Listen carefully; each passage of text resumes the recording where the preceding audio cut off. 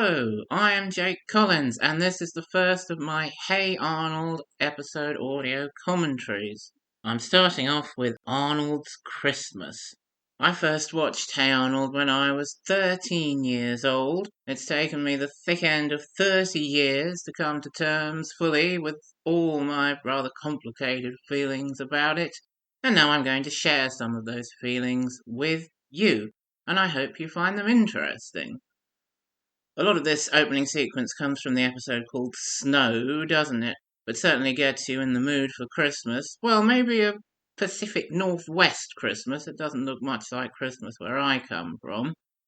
It was written by Steve Vixton. Of course it was. He's the best, really, at writing Hey Arnold. It's good that Phoebe gets a little cameo appearance here at the beginning, talking to Helga about Christmas. And the conversation moves on to Nancy Spumoni snow boots, and it's a very general thing that Helga wants for Christmas, isn't it? These snow boots. Every girl in the city wants a pair, therefore Helga wants a pair.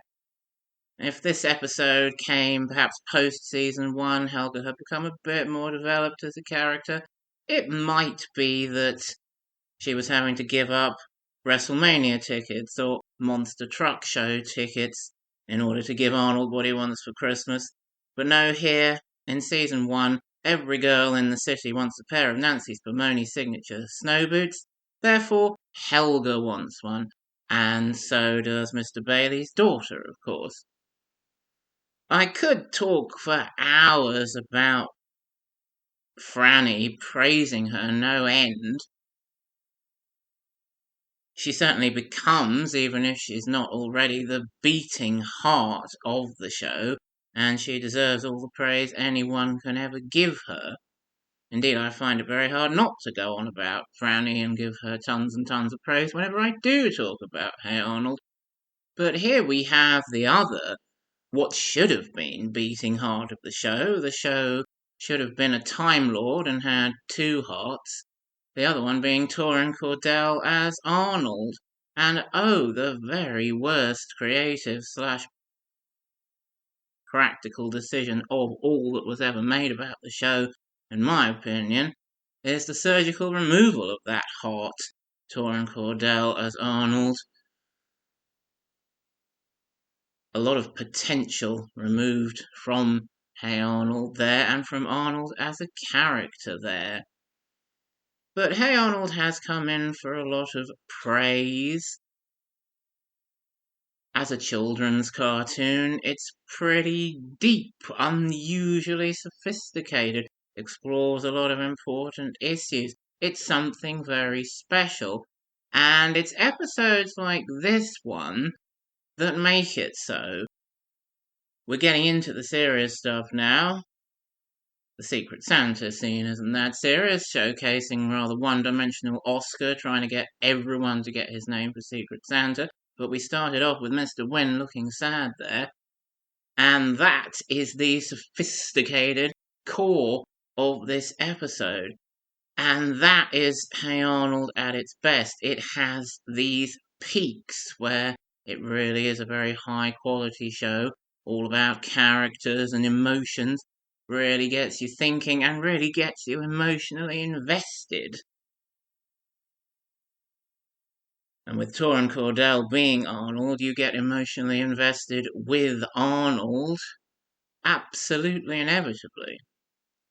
And anyone who doesn't get emotionally invested throughout the show in Franny's performance as Helga probably doesn't enjoy the show at all, I would think. But yeah, it's episodes like this, moments like this one, this scene between Arnold and Mr. Wynn that we're about to have, that gain Hey Arnold the great reputation for being something special. And episode scenes like this are something special. I used to think, as many people do, Hey Arnold is a great cartoon. Having watched it all through, 100 episodes and 2 movies on DVD, about a year before I'm doing this recording, I no longer think Hey Arnold is consistently a great show. but I do think it has greatness in it. Some of the greatest cartoon greatness you will ever find anywhere. And that's mainly what I'm going to be trying to talk to you about. I do also think a lot of Hey Arnold is very sort of average cartoon of this kind that you might find on Nickelodeon or Cartoon Network, Ed, Ed and Eddie, that sort of thing. Perfectly good to watch, nothing to object to, but nothing particularly special. I also think quite a lot of Hey Arnold is absolutely atrocious as well, actually. More than I thought I would when I watched through the DVDs. But I don't want to dwell too much on that sort of thing on commentary because, well, it's not very pleasant to listen to, is it? You might be forgiven for thinking you're watching Quantum Leap rather than Hey Arnold at this point because we've gone into the Vietnam War. That is deep, sophisticated, more than your normal 20-minute cartoon content would go into. But this is why it is a peak, a high, Hey Arnold at its best. Absolute props to Steve for taking a very one-dimensional background character, Mr. Wynn, and creating this rather heart-rending story about him having to give up his daughter to the soldiers in the helicopter to try and save her, and managing to save her, from the Vietnam War. I'm reminded at this point of the novelization, I suppose, of this episode, where Mr. Wynn says at this point when he's telling this story, as well as handing Mai to the soldier, he gave Mai's birth certificate and a few of her things. Yeah, you really need to have done that, don't you, Mr. Wynn? For Mr. Bailey to have had any record of her in the Federal Office of Information. So I like that little addition. He's handed over her birth certificate as well, but we didn't see it there. Perhaps it was tucked into her clothes somewhere. I was very much enjoying Arnold and Mr. Wynn, connecting emotionally with them in this scene. Wonderful work from Torrin there, doing what he can to reassure him you had to give her to the soldier, you were saving her life. Torrin just puts so much conviction and heart into anything he's given as Arnold, and he's given a lot of varying work to do as Arnold, and this is the best sort. Great scene there. I did find Mr. Wynn's wallpaper rather distracting when I was watching it in preparation for this commentary, though. Bananas. Some of them open, some of them zipped up. Weird wallpaper. And on the television I'm using to watch it at the moment, rather distracting, but I don't think I noticed in the late 90s where perhaps the picture was rather more fuzzy. Jamal as Gerald does some wonderful work, doesn't he? Certainly before his voice goes, I do actually think they should have replaced the voice of Gerald when Jamal became too deep, because the way they end up using him sounds absolutely ridiculous, and the character doesn't even get used hardly at all once we get to seasons 3, 4, because with the way they do the digital manipulation on his voice, well, he sounds so ridiculous, and obviously everyone knows it. It's the opposite of Arnold. Arnold, as far as I'm concerned, should always be Torrin Cordell, or he's not really Arnold, no matter if you want to pitch his voice up a bit. But Gerald could have been another actor and really should have been. So I do like Arnold and Gerald in Series 1, Jamal sounding young and Arnold being the true Arnold, Torrin Cordell. Obviously that Latin motto at the Federal Bureau of Information is some sort of joke. The first word is KV, which is beware, and I don't know what the next two words mean. My Latin isn't up to it, but it's undoubtedly an in-joke that's extremely amusing. But here we are with Mr. Bailey, and what an important scene for Arnold and for Torrin's interpretation of Arnold this is. When I was watching the DVDs through, I realised the problem I have with Arnold as a character, as a lead protagonist, is he's too malleable. Different writers can and do whatever with him, and we're always asked to accept this is Arnold. We all think we know who Arnold is, kind-hearted, altruistic, because that's who he is at his best, and that's who he should be. And that's who Torin makes him when he gets scripts like this one from Steve and makes Arnold into an absolutely brilliant character. But he's not consistently that brilliant character throughout the show. Think of him elsewhere in season one, casually breaking the law here and there. Torin does that brilliantly, of course, whatever he's given, but he's not really the Arnold we know and love, is he? Think of him later on, becoming something of an entitled incel in that whole horrible Arnold and Lila business, which incidentally I think is the second worst creative/practical decision that was made about the show after getting rid of Torin. Arnold is not always who Arnold should be, but in this episode, he is. And that's one of the things that makes it an excellent episode.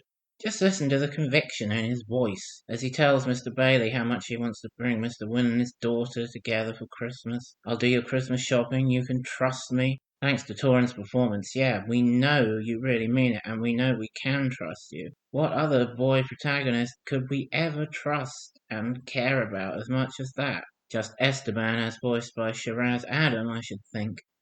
Mr. Bailey has a very good guess, or is it a very bad guess at that point, about the age of Arnold and Gerald. How much money did he give them there? $3, was it? Oh, probably 300, I suppose. But what does Mr. Bailey say? He's just going to give all that money to a couple of 9-year-old kids. Oh, very good guess, Mr. Bailey. Except I'd have gone a few years older based on all the available evidence from how they are and how they act and how they interact with their peers. So you got it right, Mr. Bailey, by a complete guess for how old they're supposed to be or how old the cartoon says they are, but actually it's not how old I thought they were or they should be when I first watched them, and I still think the same thing now.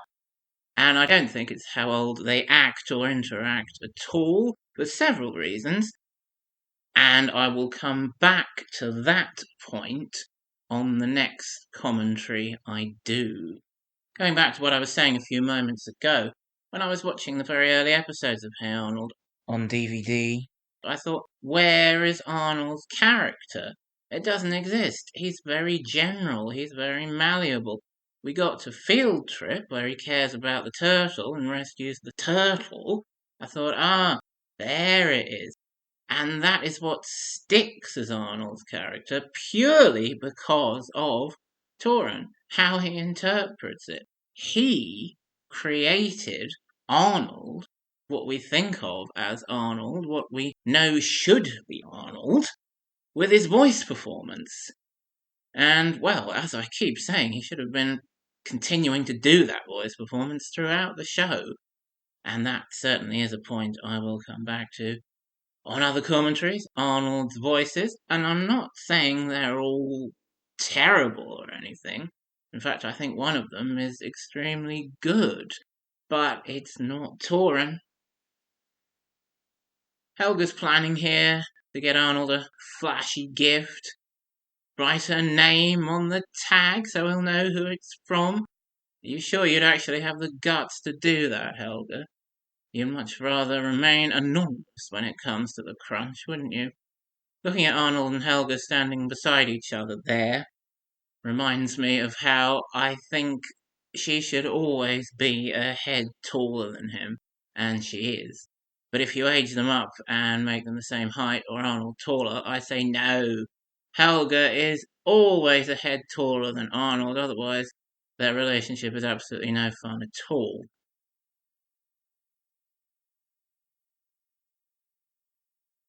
Of course, I will come back to that relationship on other commentaries because if we're talking about beating hearts of the show, well, that becomes the core, the heart of the show, doesn't it? Helga's feelings for Arnold extending into Helga's relationship with Arnold. That's all thanks to Franny, and Torin certainly helps her kick it off along the way, if only in the episode I'm going to be doing a commentary on next. A montage coming up here which made me think of 3 interesting points. Hillwood has a subway. That's one of the ways it's based on New York. Hillwood itself is in Washington State and is taking inspiration from several cities, including New York, and the subway is one New York aspect. The second thing was I was reminded once again of the novelization of this episode.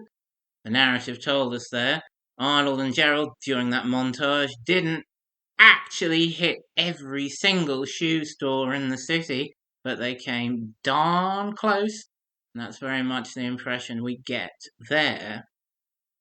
The third thing that happened while I was watching that montage just now, looking through the episode, thinking what I was going to say about it, was that I thought, oh shoot, I'd meant to pause this by now and get a cup of tea and a couple of biscuits. I'd already had a sandwich. I'd wanted at about 12 minutes to pause and make my next course. But I'd forgotten. I hadn't done it because I'd become too invested in what was happening in the episode. Even after almost 30 years, even knowing exactly what's going to happen throughout the rest of the episode, I became invested in what Arnold and Gerald were trying to do there and forgot to pause it and go and make a cup of tea.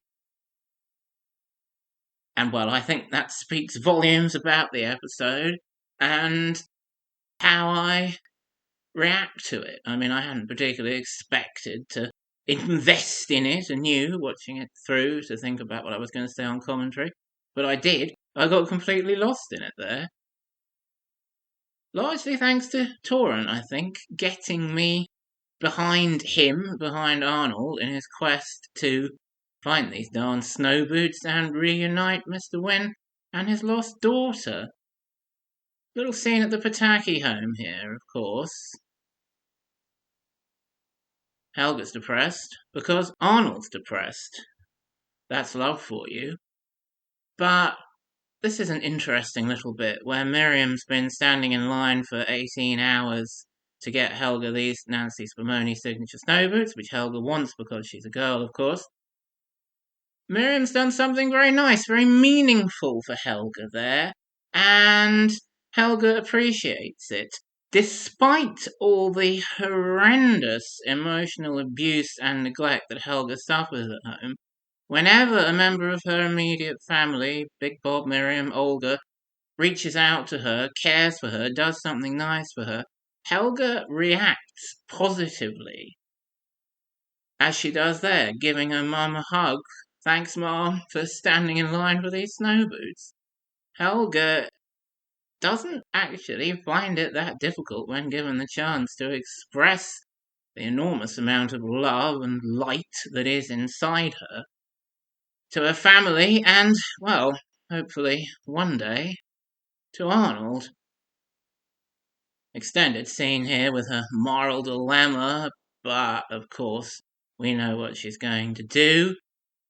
And when I first watched this, I thought, aha, excellent.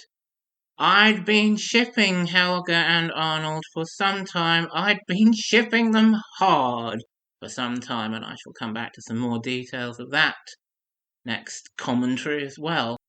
And I thought, here we go. This absolutely proves that Helga's love for Arnold isn't just an obsessive crush directing all her emotions onto him because she has all these problems at home and she's rather messed up mentally. She actually loves him deeply as a person, really cares about him, and it's making a practical, positive difference to the world. It's reuniting Mr. Wynn and his daughter via this route of the snow boots. That is special and meaningful, and it shows that despite what some early episodes might seem to think, Helga's love for Arnold is no joke. It's something big and real, and look at what it's doing now. Franny proves here any big emotional speech that Torin can give, she can absolutely match as she talks round Mr. Bailey. Great work there from Franny. I had to rewind the episode when I watched through it just now to check if Helga was wearing shoes in this scene. Because it's always appeared to me that outside the boarding house at the end, she's standing there in pink socks, and she never put any new shoes on after taking off the snow boots to give to Mr. Bailey. But Helga is actually wearing shoes there when she goes to talk to Mr. Bailey. Well, you would do, wouldn't you? You wouldn't rush off in the snow in your socks. You would put on another pair of shoes, and she has. So I think she should still be wearing those at the end when she's outside the boarding house. And she isn't. I did think, are those supposed to be pink boots she's wearing? It looks more like socks, but she should be wearing those slip-on shoes that she's wearing in that Mr. Bailey scene. So, just a small little niggle or observation there. Nobody could think of a present to draw for anyone at the boarding house except Ernie with his hammer mallet. Apparently everyone else has had their present. Oscar's got his coal. No one else has anything discernible. Mr. Wynne has nothing at all, or does he? Well, if Helga has anything to say about it, yes, he does. A true Christmas miracle. Mai turns up here at the boarding house, thanks, of course, to a Christmas angel, Helga Pataki. A great moment. Do you know, it bothered me slightly just now. She and Mr. Wynne start talking Vietnamese to each other, and I thought, is Mai actually fluent in Vietnamese? She was awfully young over 20 years ago when she was in Vietnam. She probably has English as a first fluent language, really. So they should probably keep speaking English to each other. But there we go. I've never ever thought about that before. Of course, it's possible she may have been adopted by a family that speaks Vietnamese, but Mr. Wynne has no way of knowing that. I think he should stick with English until he finds out either way. But goodness me, as I was saying earlier, Helga doesn't come and take any credit for her work, does she? Arnold is pleased to see that what he wants for Christmas has come true. Why has it come true? Because of Helga. Why does Arnold manage to achieve any of the really important goals he has in life? To do things like this that really affect the world and do a lot of good. And this certainly isn't the last of those that we'll see on the show and in the movies. It's all because of Helga. Those are pink socks in my estimation. Where are her slip-on shoes? I don't know. Wonderful from Franny here, of course. Merry Christmas, Arnold. Deserves a callback in Arnold's Thanksgiving, and it's gonna get one. But yeah, there we go. Helga's love for Arnold is real, and it's done something real and touching and deep here in this Christmas special.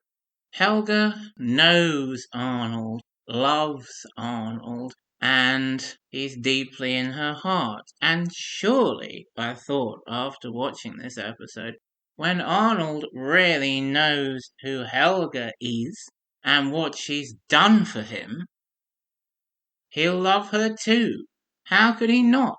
How can any of us, how can the audience not love Helga, really getting to know her? Well, I always have, and I always will. Thanks for listening to this episode commentary. Join me again next time for a commentary on Arnold's Valentine.